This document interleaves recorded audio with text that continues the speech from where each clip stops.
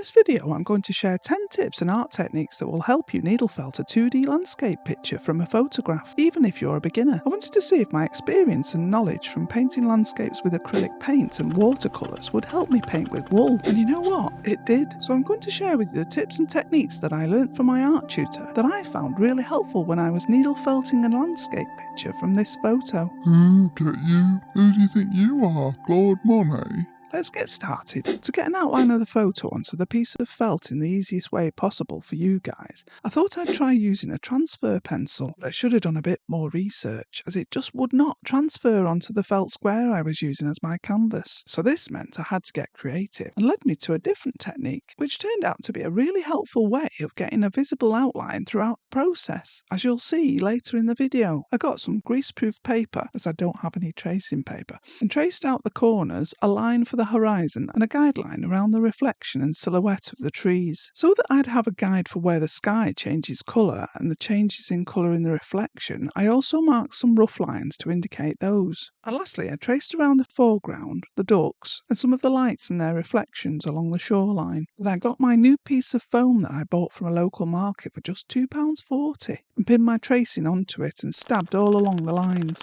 After trying a couple of different gauges of needles, I found the fine 42 gauge triangular needle was the most effective at showing up on the felt. I did have to go over the lines a couple of times to make sure I could see them, and then, just to make them even more visible, I drew over them with a normal sharp pencil. So my first tip is that you don't need any fancy equipment. Just some greaseproof paper, a felting needle and a pencil, and you can transfer the outline from any photograph image onto your canvas, and you don't even have to be able to draw. My next tip allowed me to overlap colours and easily create a gradient of blues for the sky. I got all the different shades of blue wool I needed ready first, which I'll explain how to do in a moment. But also I made sure I was using tops or roving wool that has long strands all running in the same direction. I gently pulled small amounts and laid them across the sky, starting with white and using the guideline to change from a light blue to a slightly darker blue and eventually to a quite bright mid-blue colour. Then stabbed it down once I was happy with it. I found that by doing it this way I could tease and overlap the strands of colours, which really suited creating the sky. Also, if I thought that an area of sky looked a bit dark, then I could easily add a few strands of lighter blue on top, and it blended in beautifully and would help make the dark area lighter. I'll share a really helpful technique on how to get the different tones accurately in a moment, but if I'd used carded wool for the sky, it would have been much more difficult to blend different shades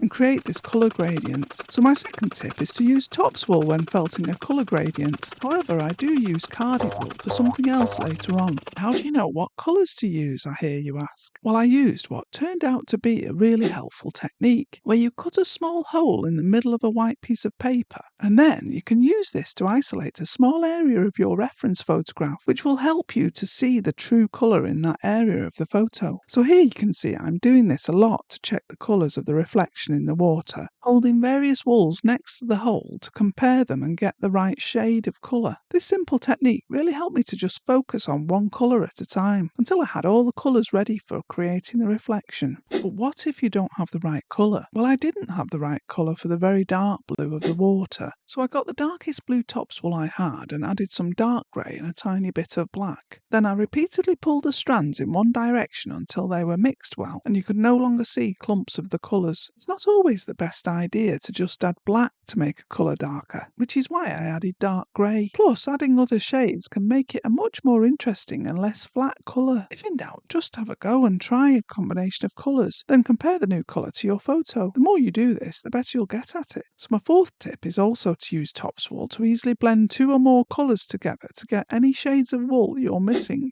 Contrast is everything in a picture. My art teacher used to tell us that you should have the darkest black and the whitest white somewhere in your painting, plus other shades in between, obviously. I chose this photo that I took partly because of the extreme contrast that we have in the image, so I really wanted to get the contrast and the shades of light and dark right in my felted picture. This is when I remembered another useful technique that my art tutor taught me. This involves squinting at the photo. Yes, squinting. It sounds a bit odd, but if you partially close your eyelids and look at the photo, it will simplify it so that you can see the contrast between colours more easily. So in choosing the colours for the reflection, I've made sure that by squinting I can see that they get gradually darker as they go down towards the bottom right hand corner. As I hinted at earlier, I discovered an extra advantage of using a needle felting needle and tracing paper to create the guidelines back in tip 1. Doing it this way meant that as long as I lined up the corners again, I was able to redraw the outline of the trees that was now obscured by the wool placed on for the sky. I used the tracing at several stages throughout the picture to redraw the reflection of the trees, the outline of the foreground, and the ducks. This gave me a really helpful guide to follow. Anyway, my next tip will really help you to recreate your photograph more accurately. Often, creating a realistic painting is about painting what you see and not what you think you see. What do I mean by that? Well, for instance, here on the photograph, if you look very carefully, you can see in the areas between the trees, it's quite an orange colour. This colour doesn't appear anywhere else and could easily be missed, as it's only in the gaps and around the edges of the trees and their reflection. Now, if you hadn't really looked at the photo, you might have just felted the trees straight onto the sky and in the reflection. But instead, I'm going to attach peach-coloured wool around the outline that I've drawn with the needle and in the gaps between the trees. This does look weird at this point, but trust the process. Once the dark trees go on top, this colour will show through any gaps and give the effect of a sunset shining through the trees. So my sixth tip is to take your time. Don't rush to do the detail, but use the hole in the paper to really study your photograph and really look for colours that you might not have noticed before. So when I got to the point where I was ready to needle felt the trees onto my picture, I had an idea of how I wanted to do this, but wasn't sure it would work. So rather than risk testing my theory on my canvas, I decided to get a scrap piece of felt that I had and recreate the sky and try out my technique for adding the trees. This was to mush up some of the top's wool and basically hand card it, so that when I applied it, it created a fuzzy blob of wool, which naturally created veins of black that looked like branches. Testing it out first gave me a lot of confidence to move on to my picture, and I also got to try out using some dark brown wool along with the black to create the wispy branches of one particular tree. So my seventh tip is, if you're not sure, why not grab a scrap of wool and try it out first? It really didn't take long, and I learned a bonus technique which I'll share with you at the end. After adding some of the lights and reflections from the caravans,